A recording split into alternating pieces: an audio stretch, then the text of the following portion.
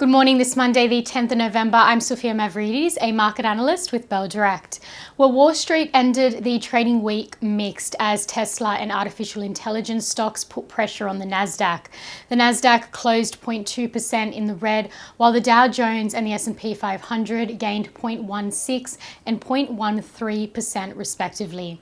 European markets were all in the red amid concerns around artificial intelligence valuations.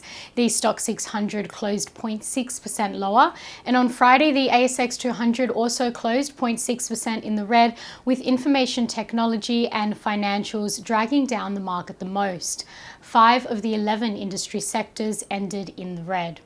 However, our local market is set to regain some of those losses, with the SPI futures suggesting a 0.26% gain this morning amid investor optimism that the US government budget will hopefully end the government shutdown. Now, investors are also watching ANZ Group today. It's set to release its full year results. Macquarie analysts are expecting ANZ to report operating income of $22.3 billion, operating expenses of $12.74 billion, and cash earnings of $6.383 billion. That's in line with the consensus estimate.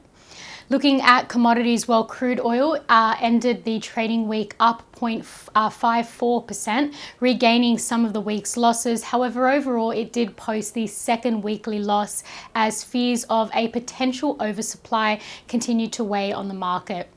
Now, OPEC Plus output increased last month as our key members resumed halted production, while non-OPEC producers also ramped up supply. And in response, Saudi Arabia, which is the world's largest oil importer, slashed its December crude prices for Asian buyers. Meanwhile, gold has climbed 0.6% to $4,000.98, supported by soft US economic data that fueled expectations that the Fed could lower interest rates in December. And iron ore reached the lowest in 4 months amid poor demand. Now, steel exports out of China, the world's top producer, that fell more than 12% from the previous year. And despite this, the iron ore imports were more than 10% higher, reflecting the downward pressure on global demand for Chinese steel. And to end on some trading ideas for your consideration today, well, Bell Potter maintains a buy rating on REA Group following a mixed quarterly update from the online property services business.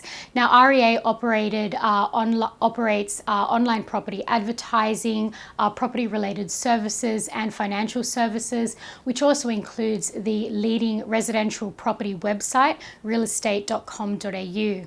Bell Potter have reduced their price target from $256 to $244, and at the current share price of $209.20, this implies 16.6% share price growth in a year. And Trading Central have identified a bullish signal in Metcash, that's MTS, indicating that the stock price may rise from the close of $3.92 to the range of $4.04 to $4.08 over 32 days. And that's according to the standard principles of technical analysis. And that's all for this morning. I'm Sophia Mavridis with Bell Direct. Have a great day and happy trading.